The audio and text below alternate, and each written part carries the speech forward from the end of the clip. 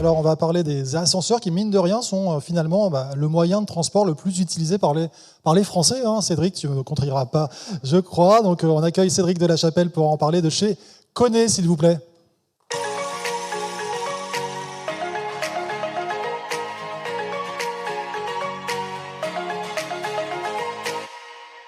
Les défis écologiques, vous y êtes nécessairement confrontés.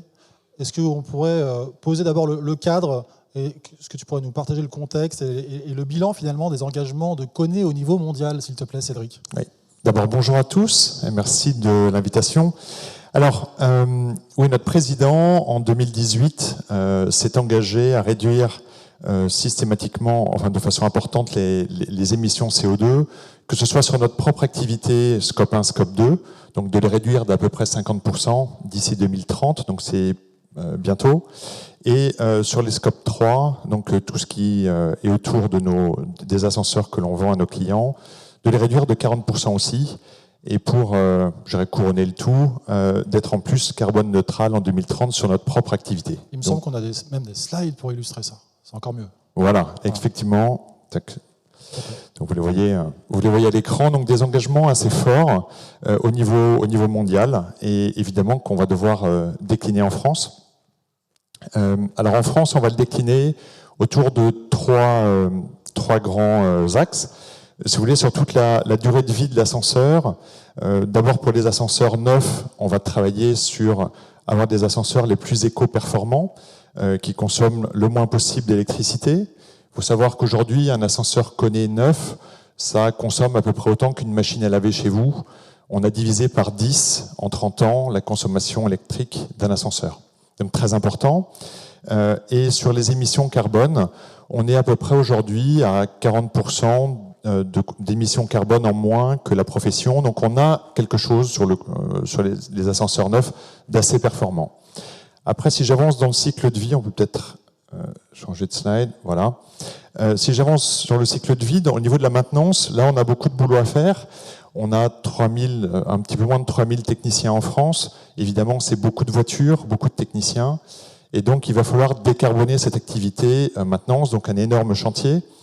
On a décidé d'investir massivement sur la technologie, sur l'intelligence artificielle, et pas uniquement travailler sur l'électrification de la flotte de nos véhicules, en investissement pour pouvoir créer un service de maintenance prédictive.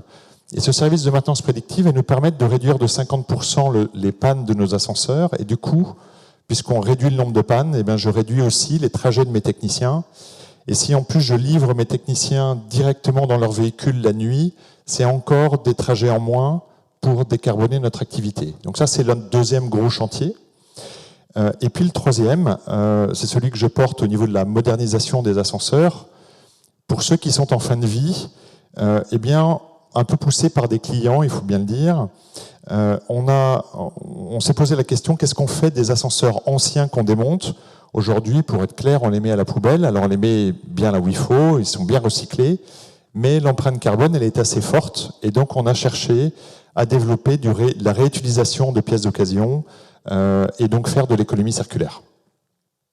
On est au cœur justement de votre démarche d'économie circulaire. Ça plaira à notre prochaine intervenante, je pense. Ça va en tout cas l'interpeller, puisque voilà, tu as des exemples concrets aussi à nous partager, justement des réalisations un peu. Il y a un maillage assez important d'ailleurs en France sur les interventions de KONE sur cette économie circulaire.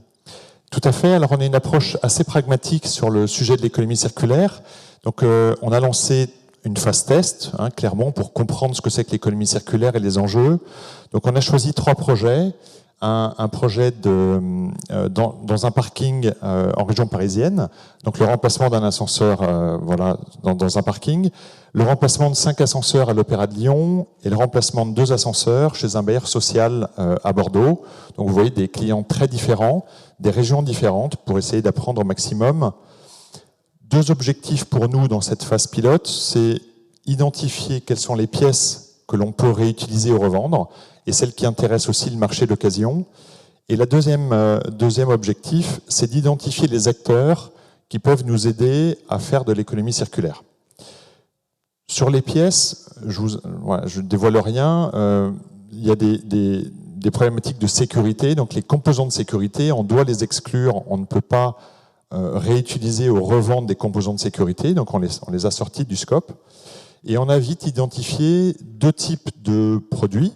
Des produits qui sont des composants qui sont vraiment dans le monde de l'ascenseur, typiquement des cartes électroniques.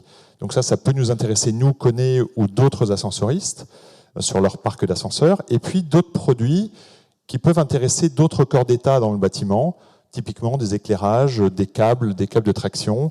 On s'est rendu compte que des entreprises forestières étaient intéressées par nos câbles de traction.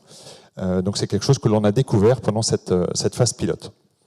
Et puis, en termes d'acteurs, pour pouvoir faire de l'économie circulaire, il faut que je démonte de façon non destructive mes anciens ascenseurs. Et ça, c'est pour nous un gros changement. On y allait plutôt au chalumeau, tout tombe au fond de la gaine, et puis après, on fait le tri entre le métal et le plastique. Aujourd'hui, c'est un peu différent. Si on veut faire l'économie circulaire, il faut démonter à la clé. Ça nous coûte effectivement plus cher et ça prend plus de temps. Mais donc, ça, c'est quelque chose qu'on a fait en interne. Et puis, on a trouvé des plateformes Internet qui nous ont aidés à commercialiser ces pièces. Voilà, donc, on a pas mal d'exemples de vente de pièces. Si je fais un rapide bilan de cette première phase, on a des clients qui ont été emballés par l'opération. On a aussi des salariés qui ont été extrêmement intéressés. Et ça, c'est quelque chose sur lequel on va pouvoir s'appuyer.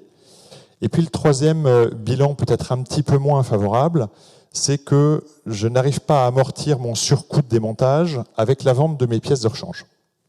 Donc on s'est dit, il faut qu'on prenne le sujet un peu autrement, puisqu'on a beaucoup de clients qui sont intéressés par l'économie circulaire. Est-ce que je peux leur vendre une plus-value au moment du démontage, pour leur dire, voilà, on va faire un démontage avec économie circulaire, et avec les bénéfices de la vente des composants que je vais réussir à faire, je vais financer des actions pour, par exemple, reforester ou planter des arbres à côté du client.